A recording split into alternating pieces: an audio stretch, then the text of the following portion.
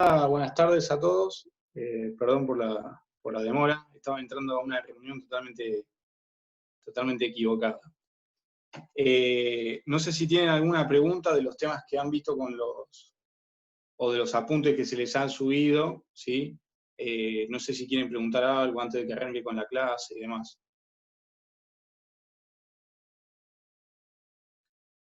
Como les dije el otro día, si no se animan a preguntar a través del audio, pueden mandar un mensaje, ¿sí?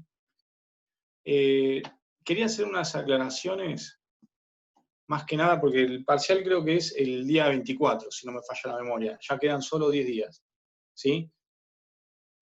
Nosotros hoy vamos a ver lo que es la privación abusiva de la libertad, ¿sí? Y vamos a ver el delito de tortura. Pero también hoy a la tarde les voy a subir un apunte sobre lo que es resistencia a la autoridad, ¿sí? O atentado contra la autoridad, que son el 237, el 238 y el 239.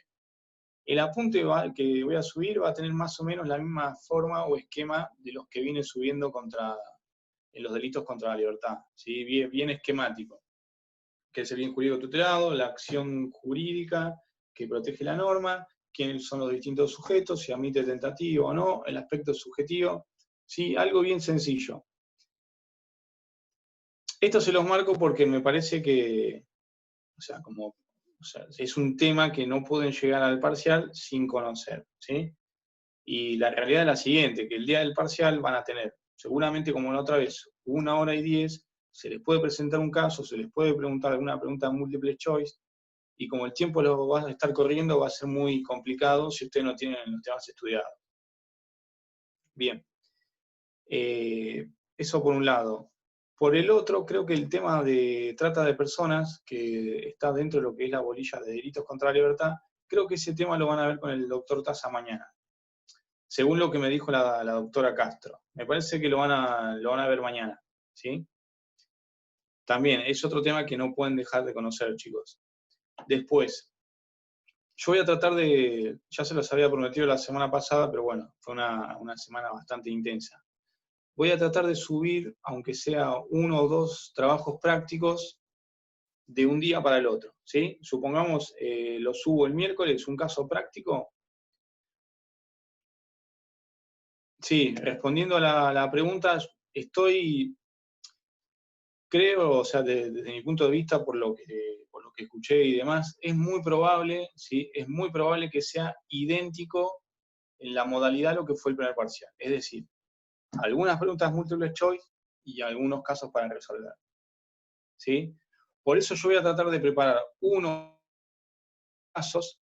caso por día, supongamos. El miércoles les subo uno, ustedes me lo devuelven, trato de hacerles una devolución rápida para que más o menos lleguen al parcial con un poco de práctica. Igual necesitaría lo que es el aval del titular en este sentido para mandarles un trabajo práctico, ¿sí? Lo importante en los casos prácticos que yo les pueda llegar a mandar, nuevamente repito, siempre que tenga el aval del titular, es que ustedes sepan cómo plantear una solución a un caso que se les puede presentar. Cómo son las variables, cómo juega el tema de la subsunción de un hecho en una calificación legal, ¿sí? Ustedes recuerden eso, porque en lo que es penal 1 y en penal 2 no se hace el trabajo de subsunción y demás. Nosotros en penal 1 se les dan la estructura básica de lo que es un delito, o los pilares fundamentales para entender que estamos frente a una conducta que necesita ser reprimida penalmente, ¿sí? Y en penal 2, directamente nosotros lo que hacemos es enseñarles o hablarles de distintas figuras penales, ¿sí? Ustedes para analizar una conducta, ¿sí? Para analizar una conducta primero tienen que ver si cumple con los requisitos básicos, que se les enseñó en la primera parte, en penal 1. Esto es, que sea una conducta voluntaria, ¿sí? Que sea típica, que sea antijurídica, que sea culpable y demás. A nosotros lo que nos va a interesar en la solución del caso es que ustedes se centren en la conducta y en la tipicidad, porque ese en definitiva es el ámbito dentro del cual nosotros nos movemos, ¿sí? Cuando ustedes tengan que la conducta, tenemos una conducta voluntaria que puede ser típica, ¿sí? Ustedes tienen que empezar a fijarse si el caso que se les presenta o que les dieron para que resuelva, si esa situación de hecho, esa circunstancia de hecho, tiene las características que exige un determinado tipo penal, ¿sí?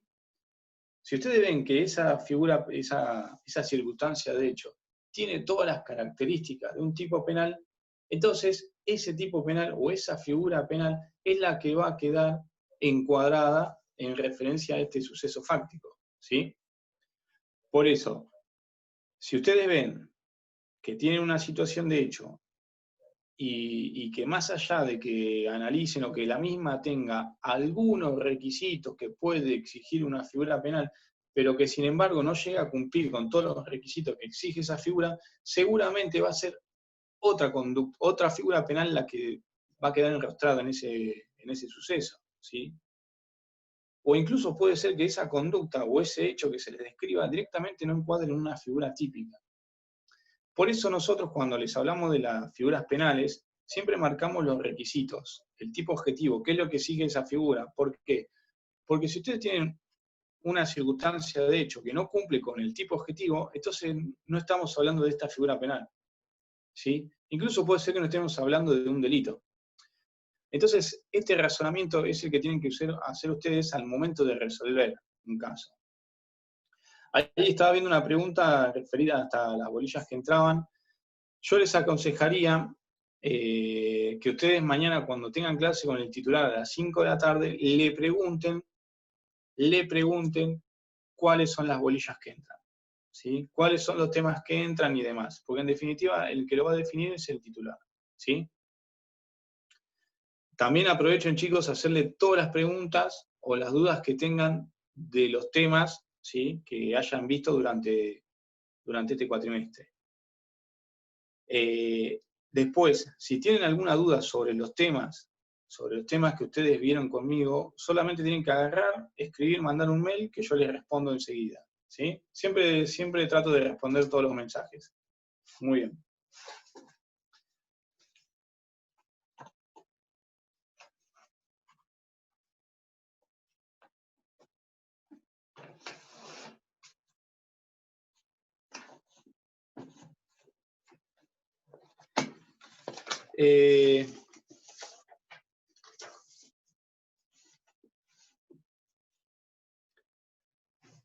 El mail aparece en el campus.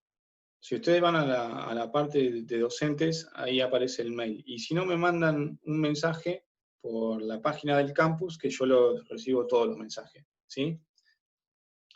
Después, el tema yo creo que con el doctor Taza estuvieron viendo estupefacientes. Traten de preguntarle al doctor si va a subir un apunte sobre ese tema, ¿sí?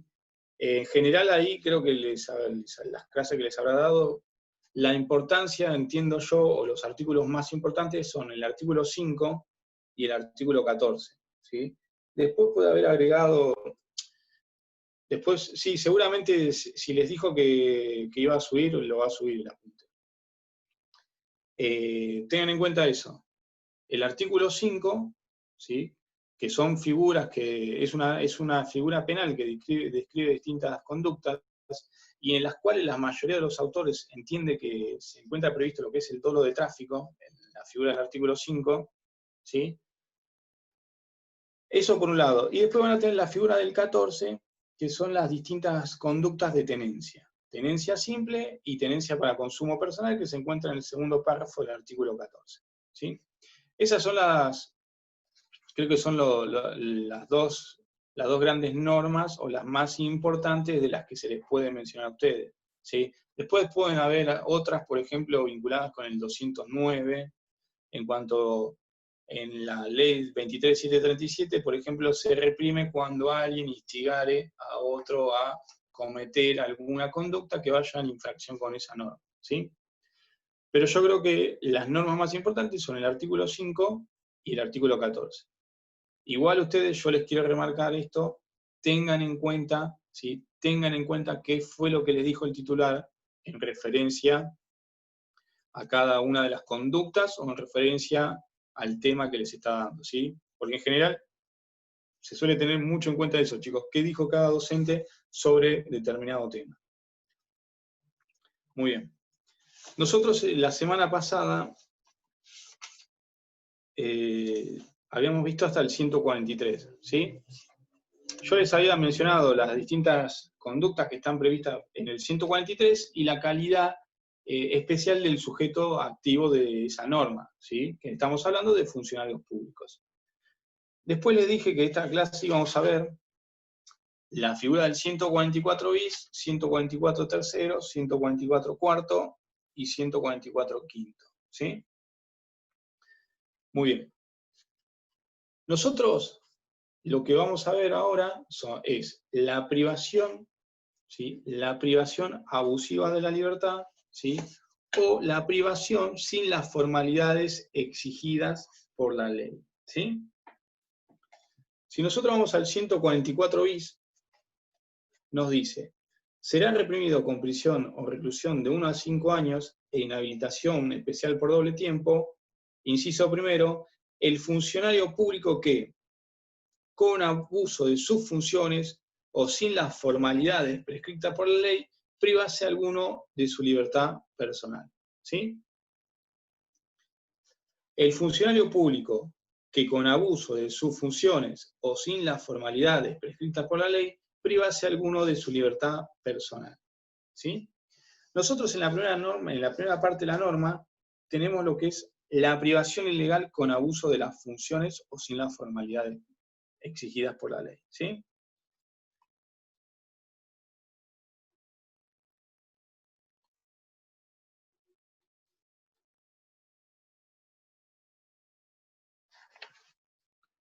Muy bien.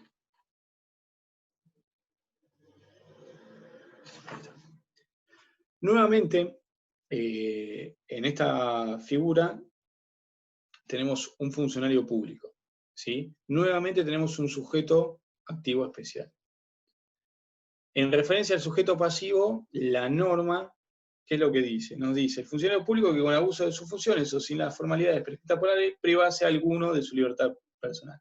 Este privase a alguno significa que el sujeto pasivo puede ser cualquiera, ¿sí? No está hablando de una persona que está condenada o de una persona que está con privación de la libertad, por qué sé yo, por una prisión preventiva. No, no, acá no se está hablando de cualquier persona. Es decir, el sujeto pasivo puede ser cualquier persona.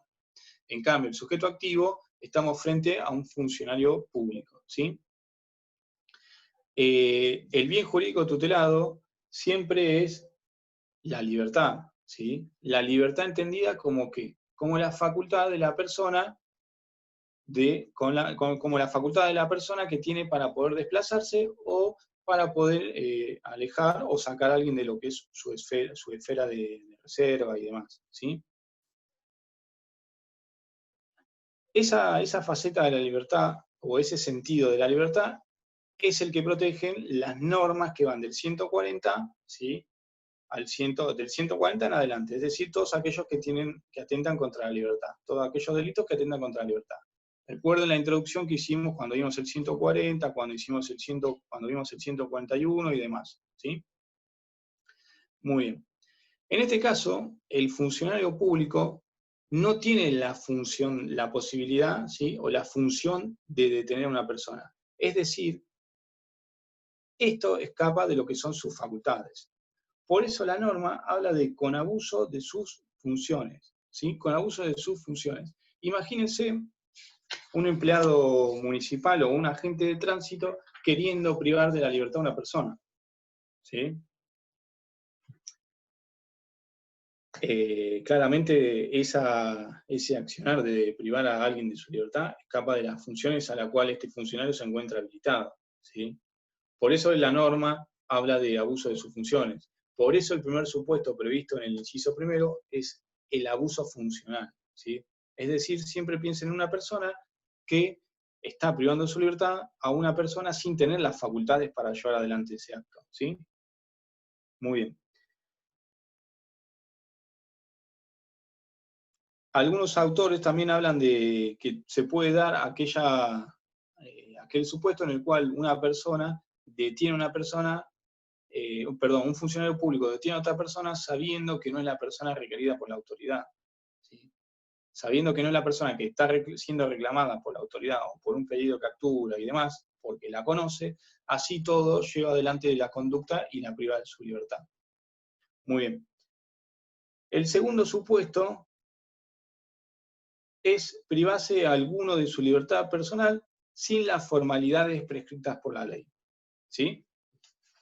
Cuando nosotros hablamos del incumplimiento de las formalidades prescritas por la ley, estamos haciendo referencia a lo que son normas procesales, que en definitiva son las que nos van a regular o las que nos van a dar los supuestos en los cuales alguien puede detener a una persona, ¿sí?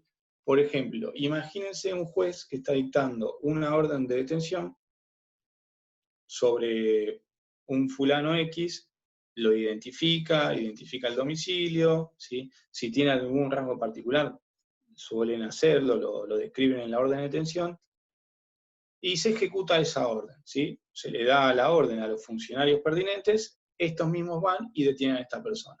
Muy bien. Ahora, ¿qué pasa si en esta orden de detención no están especificados, ¿sí?, estos requisitos legales? No está identificada la persona, ¿sí?, o con el apellido, o con el DNI, o lo que fuere. Y así todo se lleva adelante esta privación de la libertad. En ese supuesto nosotros estaríamos privando de la libertad a una persona sin cumplir con los requisitos que nos exigen las normas procesales. Esto es importante, chicos, ¿por qué? Porque las normas procesales, en definitiva, son 144 bis estoy dando.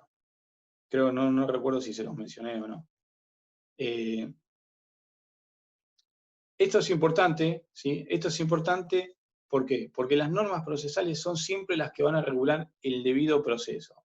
En el ámbito penal, las normas procesales son las que vienen a regular el debido proceso, ¿sí?, y cómo se debe encauzar el reclamo del poder punitivo, ¿sí?, a través de un procedimiento. Es decir, es la forma en la cual se plasma la acción penal contra un ciudadano X. Por eso, cuando nosotros libramos una orden de detención o una orden de allanamiento o una orden de secuestro, siempre es necesario cumplir con determinados requisitos. Y en este caso, como la libertad de una persona es uno de los bienes jurídicos tutelados más importantes después de la vida, o a la par, dicen algunos, por eso es necesario que se cumpla con los requisitos que vienen dados por las distintas formalidades establecidas en la ley, ¿sí? En el mismo supuesto, tanto en lo que es la privación abusiva de la libertad, como lo que es en el incumplimiento de las formalidades exigidas desde la norma o desde la ley, ¿sí?, en los mismos tenemos un sujeto pasivo indeterminado, y tenemos un sujeto activo determinado, que es el funcionario público. Muy bien.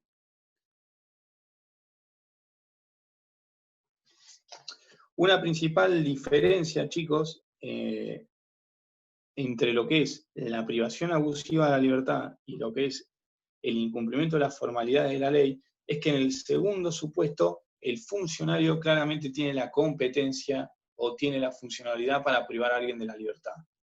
En el primer supuesto no la tiene, ¿sí? Muy bien. Como nosotros estamos viendo lo que son delitos contra la libertad, no podemos dejar de valorar o de considerar el tema de la voluntad de la persona, ¿sí? El tema de la voluntad de la persona traducida en lo que es el consentimiento. Vieron, ¿sí?, vieron o van a ver que el consentimiento tiene distintos efectos según la norma. Por ejemplo, en el 140, el consentimiento no tiene ningún tipo de validez, ¿sí? ¿Se acuerdan del 140 lo que decían? El 140 era lo que era la reducción a servidumbre o lo que era la reducción a esclavitud, ¿sí? O el matrimonio servil o trabajo forzado. En esa norma, el consentimiento no tiene ningún tipo de validez, ¿sí? ¿Y de dónde surge esto? Esto surge de lo que es la ley de trata de personas, la 26.364, y con la última reforma de la 26.846, en la cual dentro de la normativa, hay un artículo que directamente prohíbe o le quita validez a cualquier tipo de consentimiento, ¿sí? Eso es la trata de personas. Ahora bien, Como el 140 y la trata de personas se los identifican de determinada manera desde lo que es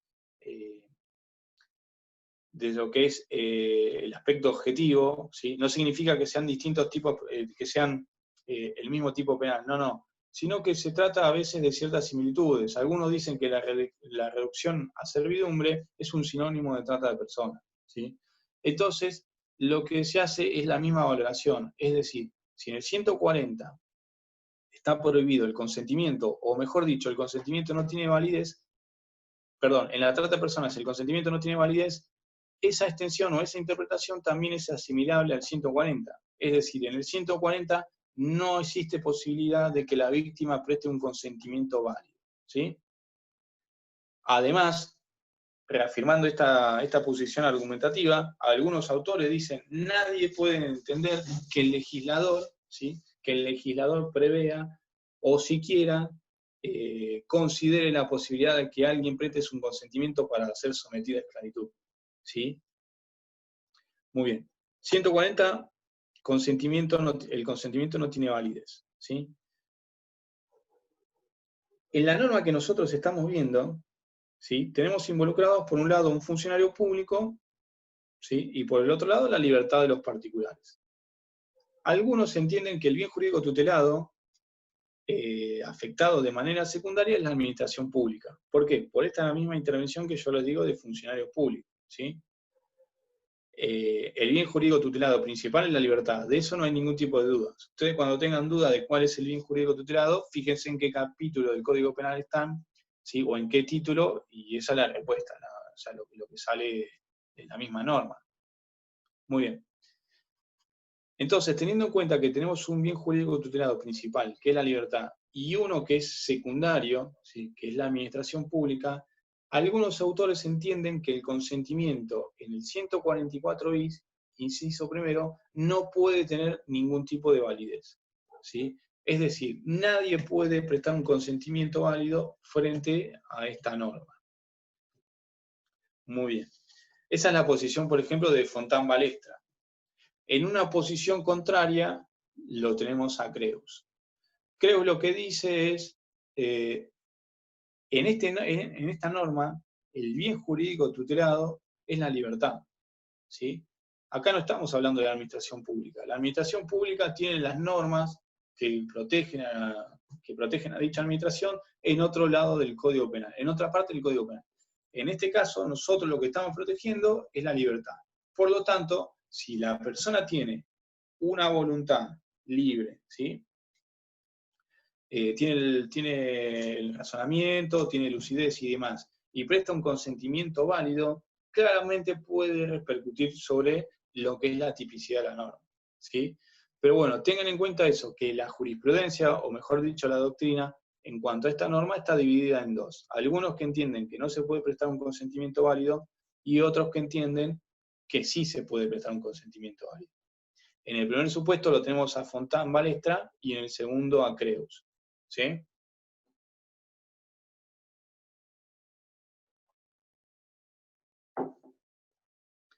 Muy bien. En cuanto a la culpabilidad, es una figura de carácter doloso, ¿sí?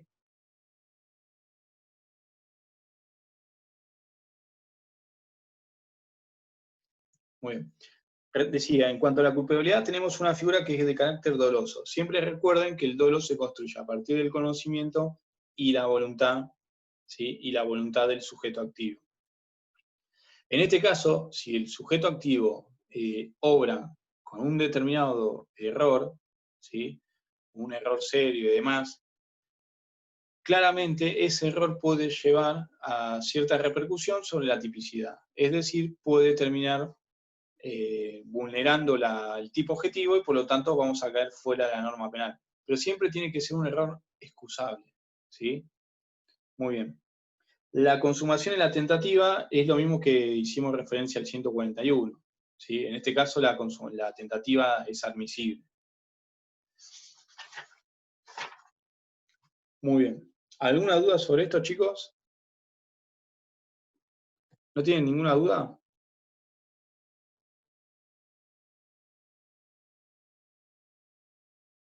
Muy bien. La segunda norma, ¿sí? La segunda norma es el inciso segundo, que nos habla el funcionario que desempeñando un acto de servicio cometiera cualquier vejación contra las personas o les aplicare apremios ilegales. El inciso tercero dice, el funcionario público que impusiera a los presos que guarde severidades, vejaciones o apremios ilegales. Esta norma, a partir de ahora, tanto en el inciso segundo como en el inciso tercero y después lo que viene en el 144 tercero, vamos a empezar a ver lo que son las severidades, ¿sí? Lo que son los apremios ilegales y lo que son las vejaciones. Y por otro lado, en el 144 tercero vamos a ver lo que es la tortura. ¿Sí? Lo primero que tienen que saber es que son cuatro hechos, ¿sí? O cuatro circunstancias totalmente distintas. ¿Sí? La severidad no es lo mismo que la vejación, no es lo mismo que el apremio legal y no es lo mismo que la tortura.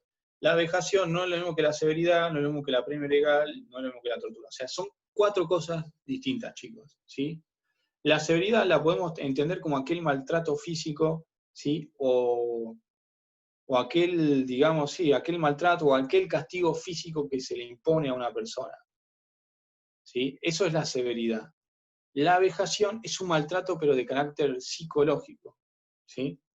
Es un maltrato de carácter psicológico. El apremio legal es todo un procedimiento en el cual, ¿sí? Es un procedimiento que se le impone un determinado dolor a una persona con una finalidad determinada. Eso es el apremio legal. Y la tortura es aquel maltrato físico desmedido que se les impone a las personas. ¿Sí? La tortura no necesariamente requiere una finalidad como si la requiere lo que es el apremio ilegal. ¿Sí? Muy bien. Antes los libros, cuando hablaban de este tema, daban algunos ejemplos que son, o sea, con lo que es la actualidad. Sí, el apremio legal es todo procedimiento en el cual se le inflige un determinado dolor a una persona para obtener determinada finalidad. ¿Sí? Van a ver en los libros que lo definen así. Muy bien, les decía que los manuales o los distintos autores a veces daban ejemplos que en la actualidad serían bastante raros y creo que chocaría un poco con el avance cultural, o sociocultural mejor dicho, que hemos tenido a lo largo de los años. ¿Sí? Por ejemplo, antes se solía dar como un caso de vejación, ¿sí? El supuesto en el cual una pareja caminaba o transitaba por la calle y era parada por la policía, ¿sí? Con dos efectivos masculinos. Estos efectivos lo que hacían era pedirle a la chica o que se sacara la ropa o algo en ese sentido, que la pusiera en una situación horripilante, ¿sí? O muy fea o muy vergonzosa, además de constituir lo que es un abuso por parte de los agentes de la prevención, ¿sí? Y esto los autores lo daban como un ejemplo, ¿sí? Como un ejemplo de vejación para el hombre. ¿Sí? Este hecho al cual era sometido la mujer, para los autores antiguos era considerado, ¿sí? Era considerado una vejación para el hombre. ¿Sí? Era algo humillante para el hombre. Fíjense la visión que se tenía, que directamente no se la consideraba como víctima directa a la mujer, sino que se lo consideraba como víctima de ese acto al hombre. O sea, una locura. Por suerte esto ha cambiado, ¿sí? Y por eso es que se suele, ahora cuando directamente se tiene que realizar lo que es alguna palpación o demás, directamente las que llevan adelante esos actos son mujeres, ¿sí? Está prohibido que un hombre revise a una mujer, ¿sí? En la calle, eso está prohibido. Muy bien. Con referencia a estos temas, yo me acuerdo también que en un máster, en un momento se había discutido, porque si nosotros analizamos tanto la severidad, la vejación, el apremio legal o la tortura, uno puede ver que cada una de estas circunstancias tienen distintas intensidades, ¿sí? O distintas intensidades de padecimiento para lo que son las víctimas. Y que se podría llegar a encuadrar o podrían llegar a cubrir la mayoría de los supuestos que puedan darse en la realidad. Muy bien. Me acuerdo que había algunos profesores españoles que ellos, cuando analizaban estas figuras o cuando uno les comentaba cómo eran estas distintas conductas, ellos se veían sorprendidos porque directamente había conductas que no tenían previsión legal en España. Por ejemplo, lo que era la vejación, ¿sí? Ellos pasaban de una severidad a la tortura directamente. Muy bien. ¿Y esto qué repercusión tenía en la legislación de ellos? En un caso muy resonante que tuvieron, que por ejemplo, una mujer fue abusada por unos guardias de seguridad, ¿cómo que se le llama? Creo que la Guardia Española, me parece que se le llama a la policía allá. Una mujer había sido abusada, ¿sí? Por la Guardia Civil, ¿sí? Y este caso habían llegado a la justicia y demás, y los policías habían sido absueltos. ¿Por qué? Porque en la previsión del Código Penal que ellos tenían existían las severidades, ¿sí? Un ataque físico con determinada entidad y la tortura. Entonces, como el supuesto de hecho que estos agentes de la prevención habían llevado adelante no había quedado encuadrado dentro de lo que es la normativa penal, directamente se había dado una absolución, ¿sí? Por eso es este análisis, por eso los españoles veían cómo estas 4 circunstancias más o menos abarcaban todos los hechos y los distintos supuestos que se pueden dar. Muy bien.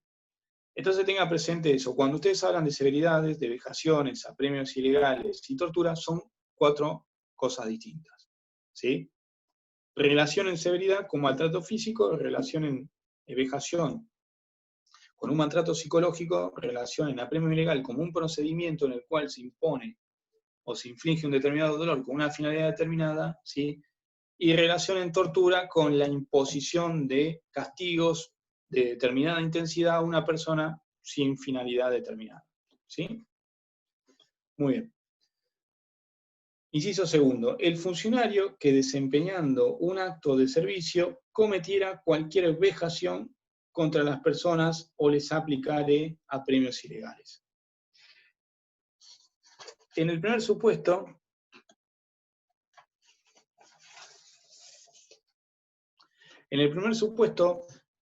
lo que está haciendo este funcionario público, ¿sí? Es imponer, ¿sí? Imponer una vejación o un apremio legal a cualquier persona que tuviere, ¿sí? En actos de servicio. Desempeñando un acto de servicio, cometiera cualquier vejación contra las personas o les aplicaré apremios ilegales. Lo importante de esta norma es que el funcionario público, lo importante digo teniendo en cuenta las definiciones que yo les di, ¿sí? Fíjense que en este supuesto el funcionario está hablando de vejaciones y apremios ilegales, ¿sí? El inciso segundo habla de vejaciones y apremios ilegales. En este supuesto tengan en cuenta que está hablando de un funcionario público que actúa en el ejercicio de sus funciones, chicos, ¿sí? Es decir, este funcionario público está desarrollando las tareas, ¿sí? Las tareas que competen a su función, y en el mismo acto de desarrollo de esas tareas comete una vejación, ¿sí? O comete un apremio legal. Si quieren un ejemplo, el de los agentes de la prevención que realizando una determinada tarea de, qué sé yo, de un patrullaje, directamente agarran a una chica y la someten a cualquier acto de vejación, ¿sí? Ese sería un supuesto. O un apremio legal, digamos, mismo funcionario, realizan un determinado acto de su función, están patrullando, conocen a una persona del barrio y la someten a apremios ilegales. Le infligen castigos y demás con una determinada finalidad. Muy bien. Tercero, el funcionario público que impusiere a los presos que guarden severidades, vejaciones o apremios ilegales, ¿sí? En el segundo caso, el sujeto pasivo, ¿sí? El sujeto pasivo, a diferencia del anterior, es un sujeto determinado. ¿Quién es? Es el preso, ¿sí? El sujeto pasivo del inciso tercero es un preso. En el primer supuesto no había un sujeto pasivo determinado, ¿sí? Podía ser cualquiera. En el tercer supuesto no. En el tercer supuesto tenemos una persona que se encuentra presa, ¿sí? Y además, en el tercer supuesto directamente ya agrega vejaciones, o sea, estos maltratos físicos a los que yo les hablaba, severidades, estos maltratos físicos a los que yo les refería, las vejaciones, este maltrato psicológico y apremios ilegales.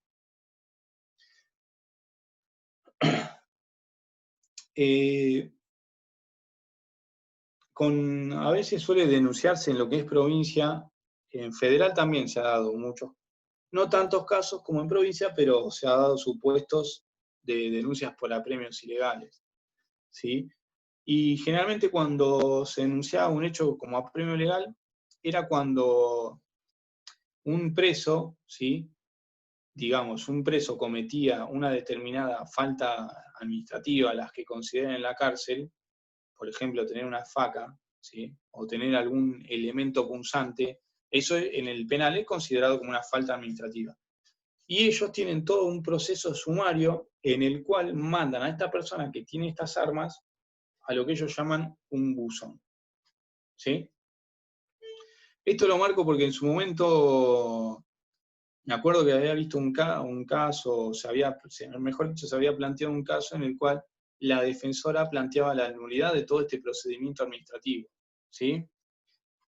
Lo que había sucedido es que su defendido, ¿sí? Su defendido tenía facas tumberas y todo este tipo de elementos. Y el guardia cárcel lo había encontrado con esto, ¿sí? Lo habían encontrado con estos elementos. ¿Qué hizo? Se realizó todo un proceso sumario que duró como 4 o 5 días. O sea, fue rapidísimo. Se le levantó las armas, se le tomó una declaración, lo mismo guardia cárceles, el encargado determinado formó un sumario, le tomó una declaración y se le impuso dentro de la misma cárcel una pena administrativa. Y la pena administrativa que le impusieron, ¿sí? Era mandar a esta persona al buzón, detenido una semana al buzón. La defensora oficial en su momento, me acuerdo que había planteado la inconstitucionalidad de ese procedimiento. ¿Por qué? Porque nunca se le había dado intervención, ¿sí? Nunca se le había dado intervención de ese procedimiento y además habían planteado la inconstitucionalidad de esta norma. ¿Por qué? Porque tenemos un juez que está integrado por el sistema penitenciario federal, teníamos un juez que no es imparcial, ¿sí? Y que además imponía una pena. ¿La pena cuál era? Que fulanito fuera a un determinado lugar, ¿sí? Entonces, este hecho o estos procedimientos son los que llevaron a denuncias por apremios ilegales y demás, ¿sí? Otro tanto pasa con las causas de provincia. Por ejemplo, los presos que piden el traslado y cuando llegan, qué sé yo, cuando se realiza el traslado, los presos dicen que se cometieron severidades, que se cometieron vejaciones y terminan generando o realizando distintas denuncias, ¿sí? Muy bien.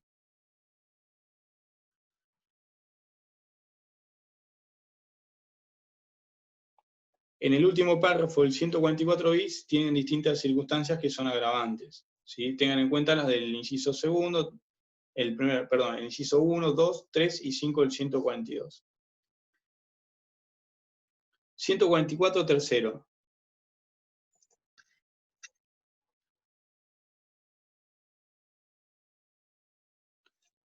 ...144 tercero... será reprimido con reclusión o prisión de 8 a 25 años e inhabilitación absoluta y perpetua el funcionario público que impusiere, ¿sí? El funcionario público que impusiere a personas legítimas o ilegítimamente privadas de su libertad cualquier clase de tortura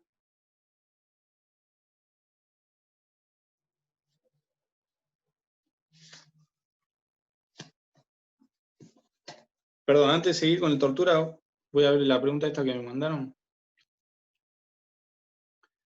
La agravante sería que sucedieran más de uno de los incisos. No escuché. No. Fíjate cómo dice la norma: si concurriere alguna de las circunstancias enumeradas en los incisos 1, 2, 3 y 5, ¿sí? No necesitas que se den todos estos incisos, sino con que se dé una, ya grava la conducta.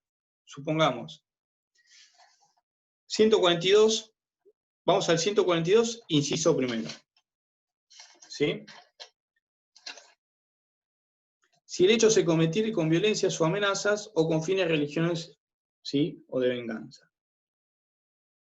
El funcionario público, ¿sí? Que impusiere o guarde, supongamos que el funcionario que guarda a los presos impusiere severidades, y que estas severidades fueran por odio, ¿sí? O que estas severidades tuvieran un fin religioso. A eso se refiere la norma, ¿sí? Para que la conducta se agrave, vos no necesitas que se den todos los incisos que enumera, sino con que se dé una de estas conductas previstas en esos agravantes, ya se agrava la conducta, ¿sí? ¿Quedó clara la pregunta o más o menos? Muy bien. 144, tercero. Será reprimido con reclusión o prisión de 8 a 25 años e inhabilitación absoluta y perpetua el funcionario público sujeto a activo especial, ¿sí? Que impusiere a personas legítimas o ilegítimamente privadas de su libertad cualquier clase de tortura.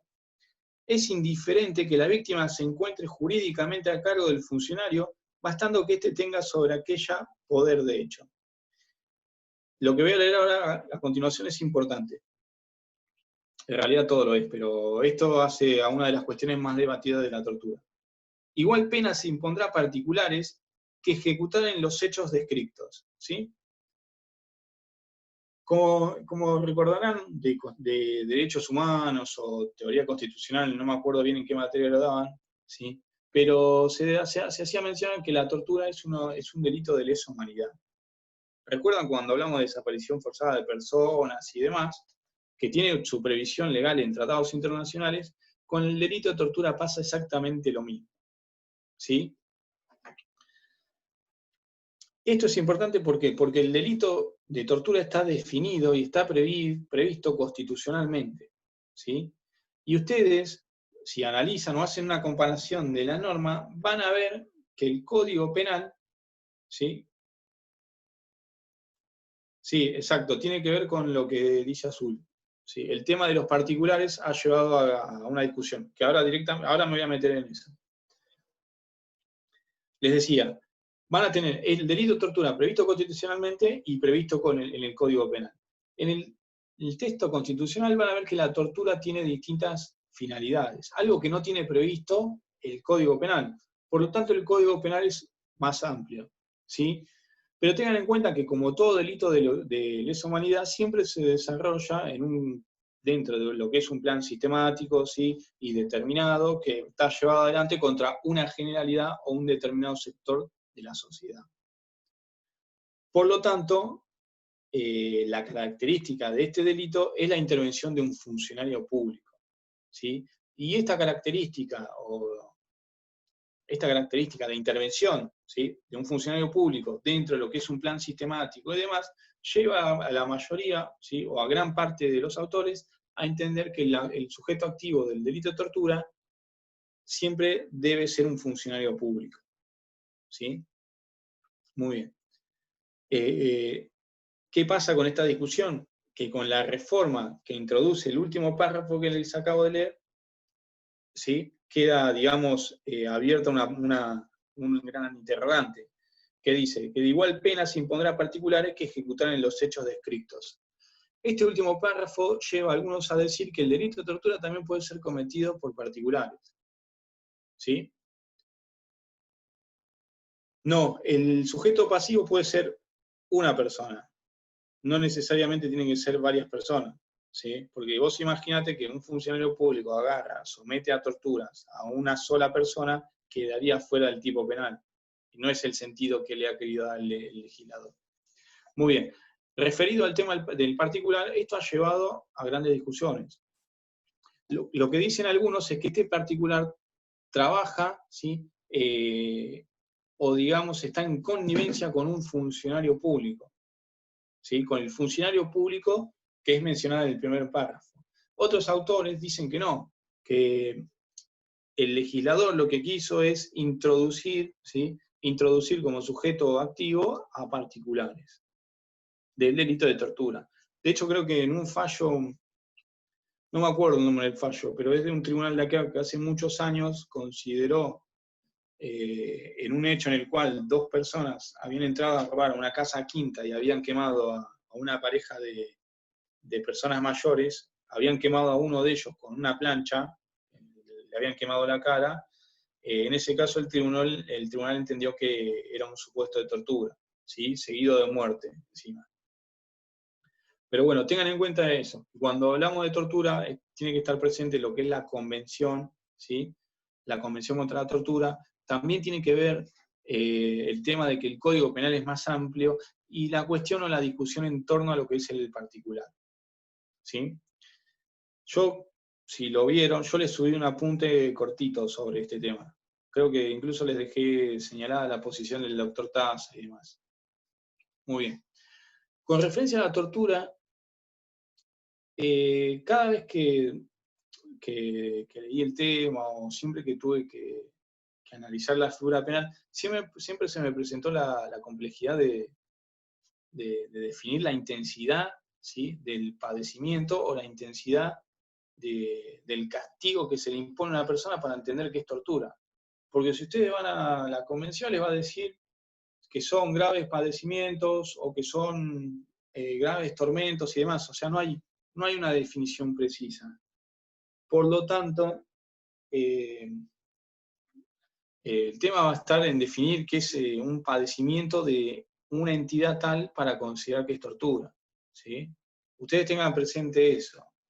Está bien en el texto que yo se los expuse, pero tengan en cuenta eso, ¿sí? También tengan en cuenta que, a diferencia de lo que es el apremio legal, tampoco la tortura en este caso, como sí hace la Convención, en este caso del Código Penal, no exige lo que es una finalidad, ¿sí? Muy bien.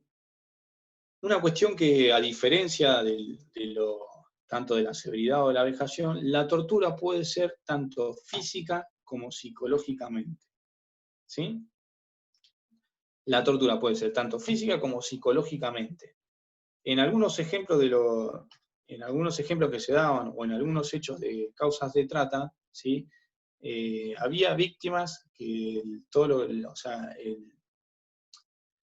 dolor que se les causaba era todo psicológico, ¿sí? Había un supuesto en el cual había una mujer que estaba en una habitación y le hacían escuchar cómo era torturado el hijo que estaba en la habitación del lado, ¿sí?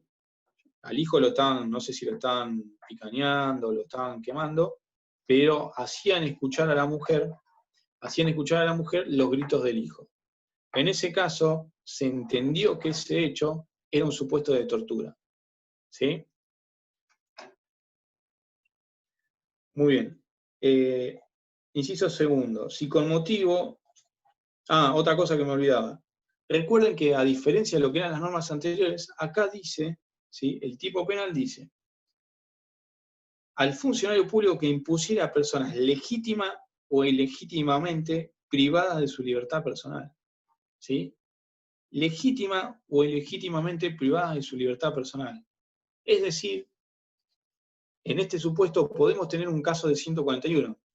No significa que, o sea, en todo caso debería resolverse como una cuestión, ¿sí? O como un concurso aparente, o como un concurso ideal, ¿sí? O como un concurso real, de acuerdo a las reglas concursales que se utilicen, ¿sí? Pero tendríamos un supuesto en el cual tenemos una persona que está privada de su libertad de manera ilegítima y que además está siendo sometida a tortura.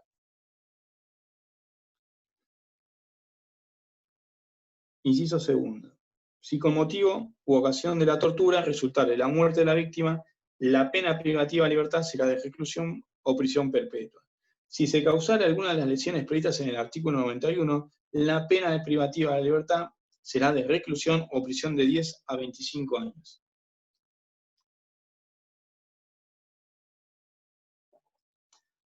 Acá uno de sus compañeros pregunta si en el supuesto del 103º el funcionario público, ¿sí? El funcionario público estuviera en sus funciones ejerciendo el delito de tortura. Nosotros, si leemos el tipo penal, dice, será reprimido con reclusión o prisión de 8 a 25 años e inhabilitación absoluta y perpetua el funcionario público que impusiera a personas legítima o ilegítimamente privadas de su libertad cualquier clase de tortura. Es indiferente que la víctima se encuentre jurídicamente a cargo del funcionario, bastando que ésta tenga sobre aquella el poder de hecho. Claramente, o sea, el funcionario en este caso está ejerciendo sus funciones. Primero, ¿por qué? Porque si vos ves el final de la norma, del primer párrafo que acabo de leer, ¿sí? Te dice que es indiferente que lo tenga a su cargo. Imaginemos, imaginemos que yo soy personal de una comisaría, no tengo una posición, no tengo una posición jerárquica, es decir, que las personas que están privadas de libertad no están bajo mi cargo y están bajo el cargo de un funcionario superior, ¿sí? Yo no tengo, estas personas no dependen administrativamente de mí, yo no soy responsable de ellas, pero yo sí les puedo imponer tortura en ese caso, ¿sí? Después, en el primer supuesto tiene que estar dentro de sus funciones, ¿sí? Si no están dentro de sus funciones, podría llegar, ¿sí? Podría llegar a quedar dentro del segundo párrafo, ¿sí? ¿Qué es? Que el funcionario público, si bien pertenece a una dependencia, está como un particular y desarrolla o comete el acto de torturas, qué sé yo. No sé, imaginemos que yo soy un funcionario policial, ¿sí? Que tengo un problema con un determinado vecino o con una persona que conozco, que he detenido varias veces, ¿sí? Y que por llevar adelante actos en contra de esta persona, cuando estoy en mi tiempo libre, un día me lo cruzo, ¿sí? Lo privo de su libertad de manera ilegítima y desarrollo, ¿sí? O cometo actos de tortura sobre la víctima. En ese caso yo no actué como funcionario público, ¿sí? No estaba en ejercicio de mis funciones, los estaba ejerciendo como particular, ¿sí? Es decir, el primer párrafo habla de un supuesto en el cual el funcionario público está ejerciendo funciones. ¿Está respondida la pregunta, chicos? ¿Sí? ¿No? Bien. Si con motivo o ocasión de la tortura resultare la muerte de la víctima, la pena privativa de la libertad será de reclusión o prisión perpetua. Si se causare alguna de las lesiones previstas en el artículo 91, la pena privativa de libertad será de reclusión o prisión de 10 a 25 años. En el inciso segundo tenemos un agravante de tortura, que ¿cuál es? Es el resultado, ¿sí? Ya sea el resultado de muerte o el resultado de lesiones. Al igual que en todas las normas, ¿sí? Al igual que en todas las normas que se han visto en lo que es este cuatrimestre, que ustedes han visto, qué sé yo, que se produjo un resultado y demás, la discusión va a estar centrada en si esa muerte tiene que ser atribuida a título de dolo, ¿sí? Preterintencional o culposa. Algunos autores hablan de que es un resultado, o sea que no se analiza la voluntad, sino que si se produjo el resultado tenés que atribuir o imponer la figura grabada. Otros autores van a decir que en realidad, si la muerte que se produjo es de carácter culposo, ¿sí? Atribuirla o imponer un agravante podría violentar el principio de proporcionalidad, ¿sí? Sepan eso, chicos, que siempre hay que es una discusión interna cuando hablamos de atribución de resultados, ¿sí? ¿Por qué? Porque son resabios de lo que es el versare in re illicita, en el cual se produce un resultado y antiguamente se atribuía, independientemente si fuera culposa, dolosa o lo que fuere, ¿sí? Se producía un resultado, se atribuía. Muy bien. Inciso tercero, por tortura se entenderá no solamente los tormentos físicos, sino también la imposición de sufrimientos psíquicos cuando estos tengan gravedad suficiente. Esto es lo que yo les mencionaba de lo que es la definición o el alcance de tortura, que ya sea física o psicológicamente, ¿sí?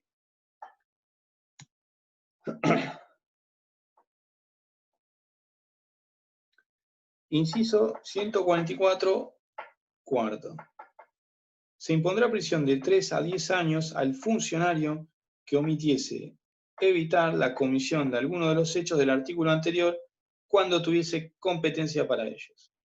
En este caso lo que se pena es la omisión, ¿sí? Omitiese evitar la comisión de alguno de los hechos del artículo anterior cuando tuviese competencia para ellos. Supongamos, recordemos el ejemplo de la comisaría. Yo estoy a cargo de una comisaría, ¿sí? Supongamos, creo que supongamos, sábado a la noche, no sé, el jefe de calle junto con otro policía traen a una persona detenida, ¿sí? Yo estoy encargado de ese turno en la comisaría y veo cómo le vienen pegando a medida que le ingresan a la celda, ¿sí? Lo ingresan a la celda y le siguen pegando, lo maltratan, incluso supongamos que hasta no sé, imaginen cualquier acto de tortura. Le pegan con una picana, le simulan un fusilamiento, y yo soy el encargado de la comisaría y no hago nada. Ese es el supuesto. Yo tengo la facultad de hacer cesar ese acto de tortura. Sin embargo, lo omito. Por lo que se me está responsabilizando a mí, ¿sí?, es por esa omisión. Yo omito evitar, ¿sí?, que estas personas dejen de torturar al sujeto que han privado de la libertad. Imagínense si además de esa tortura, ¿sí?, se produce la muerte de esta persona. No son pocos los casos en los cuales ha pasado eso, chicos, ¿sí? Que determinados agentes de la prevención detuvieron a una persona, la habían golpeado, la habían maltratado, le siguieron pegando, la dejan en la celda y esta persona se muere por un infarto o un derrame, ¿sí? No, o sea, el caso que yo les comento no es algo que no puede pasar, sino que son muchísimos los casos o los supuestos en los que se han dado. Pero bueno, ustedes sepan que la omisión o lo que reprime la norma es esa falta de accionar del sujeto activo de evitar, ¿sí?, de evitar que se detenga el acto de tortura, ¿sí? Es importante que el funcionario tenga competencia para hacer cesar ese acto. Por eso yo les mencionaba el ejemplo del comisario o el encargado de la comisaría. La pena será de 1 a 5 años de prisión para el funcionario que en razón de sus funciones tomase conocimiento de la comisión de alguno de los hechos del artículo anterior y careciendo de la competencia a que alude el inciso precedente, omitiese denunciar dentro de las 24 horas el hecho ante el funcionario, el Ministerio Público o el juez competente. Si el funcionario fuera médico, se le impondrá además inhabilitación especial para el ejercicio de su profesión por el doble tiempo de la pena de prisión.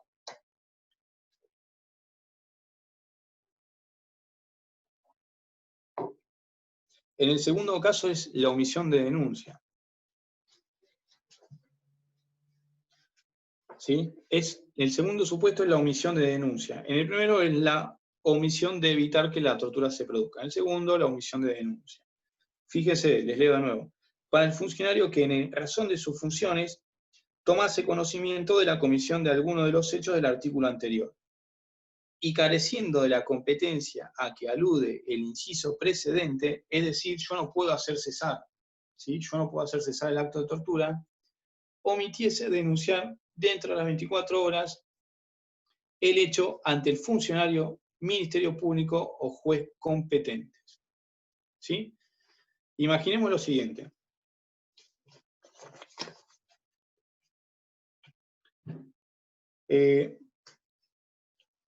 Yo soy un secretario, soy, digamos,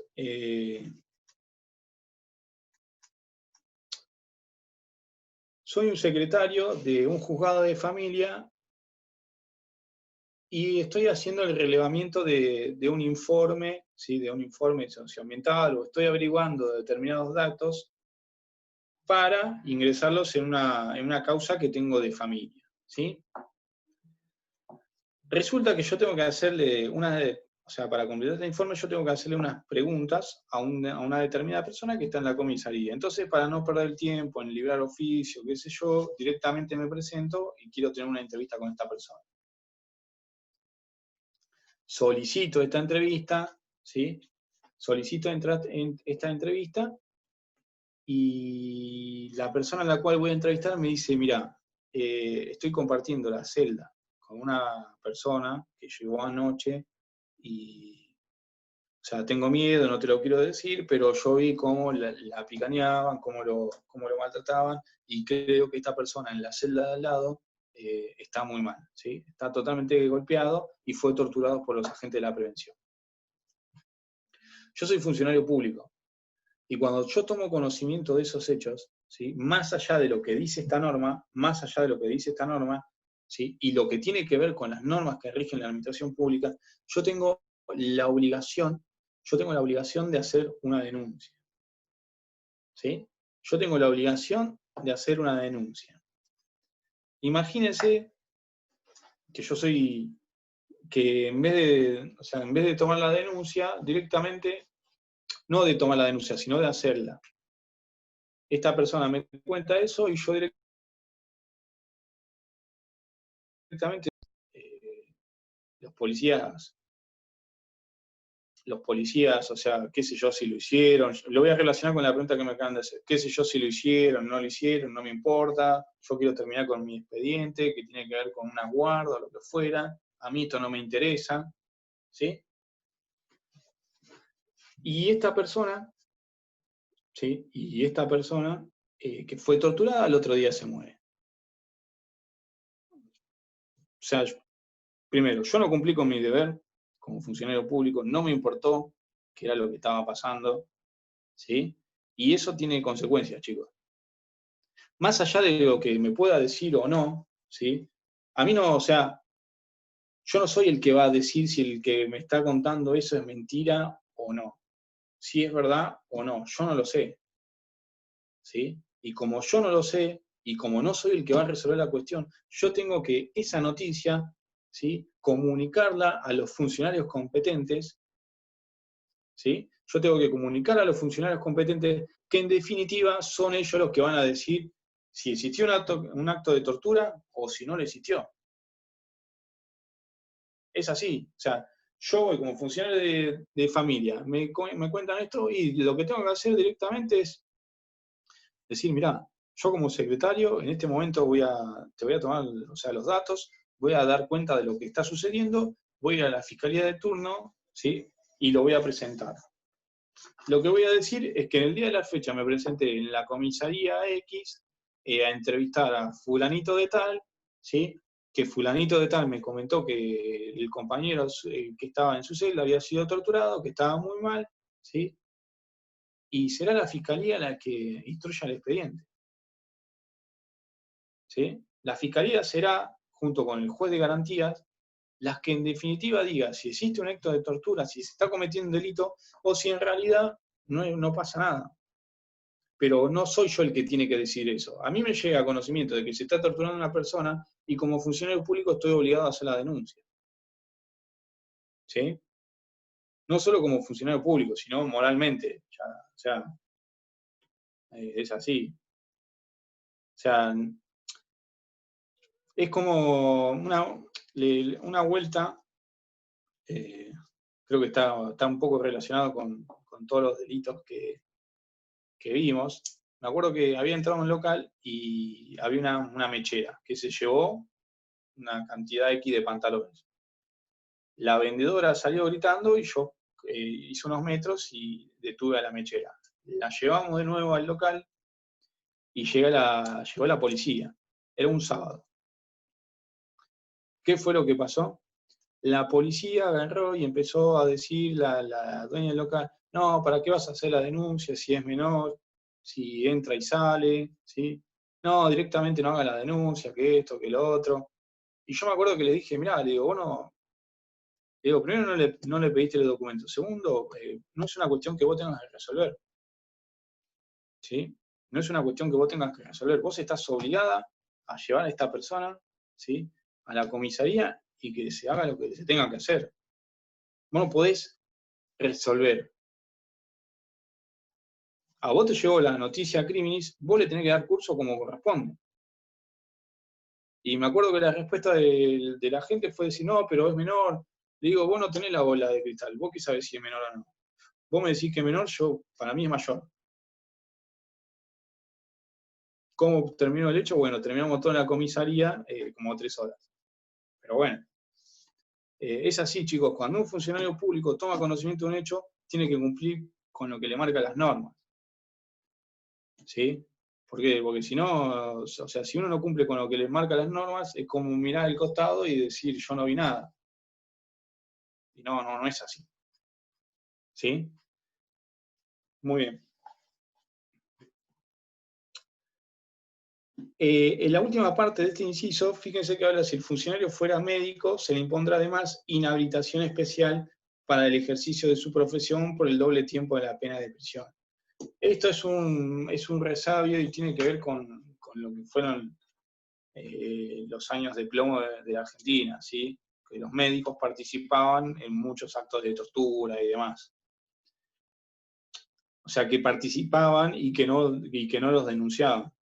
¿Sí? O que participaban desde lo que es su pericia médica, para que, no sé si ustedes han visto, qué sé yo, en algunas películas que se tortura a una persona, se le da una inyección para que aguante el proceso de tortura y para que se lo vuelva a someter, ¿sí? Esta última parte de la norma tiene justamente que ver con eso, que eran, si bien los médicos no eran los que torturaban, sí tenían conocimiento por su profesión de lo que sucedía, y directamente callados. Muy bien, lo que sigue el artículo, inciso tercero y cuarto, eso lo pueden ver por su cuenta. ¿Alguna pregunta sobre este tema?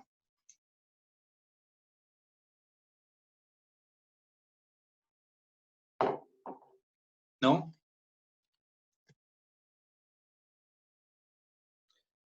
Muy bien.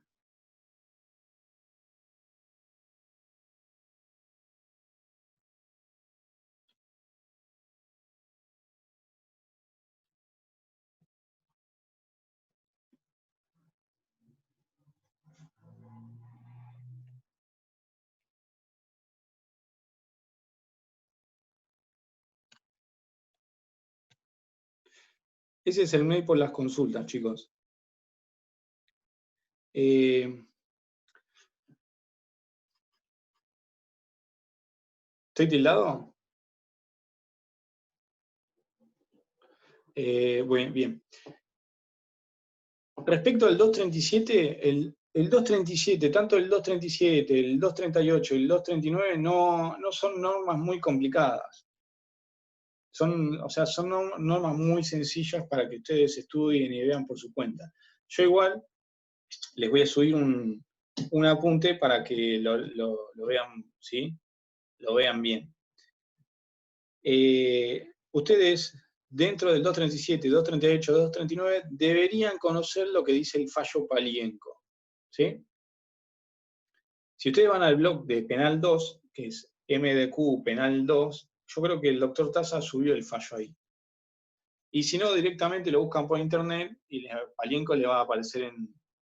O sea, es muy conocido porque hace una distinción entre el 237 y el 239, ¿sí? Muy bien. Bueno, qué lástima bueno, espero que tengamos otra clase para seguir hablando o agregando algún que otro tema. Por ahí ustedes me van a odiar por eso, pero bueno. Es una lástima no haber tenido un cuatrimestre de cursada personal, porque, qué sé yo creo que la clase personal es distinto y hay otra interacción, y creo que puede llevar a que se desarrolle mucho mejor los temas. Incluso les genera más confianza a ustedes para participar, ¿sí? Porque la realidad es la siguiente: este sistema es incómodo para ustedes, es incómodo para mí. Pero bueno, yo siempre solía, cuando daba clases personales, darles para que leyeran una metáfora, ¿sí? sobre un cuadro que se llama Angelos Novus, ¿sí? Si tienen tiempo, yo les aconsejo que vean que lean la metáfora de la historia de Angelus Novus, ¿sí? Que es muy buena y que justamente tiene que ver con lo que nosotros hemos visto este cuatrimestre. Esperen que ya se los busco bien.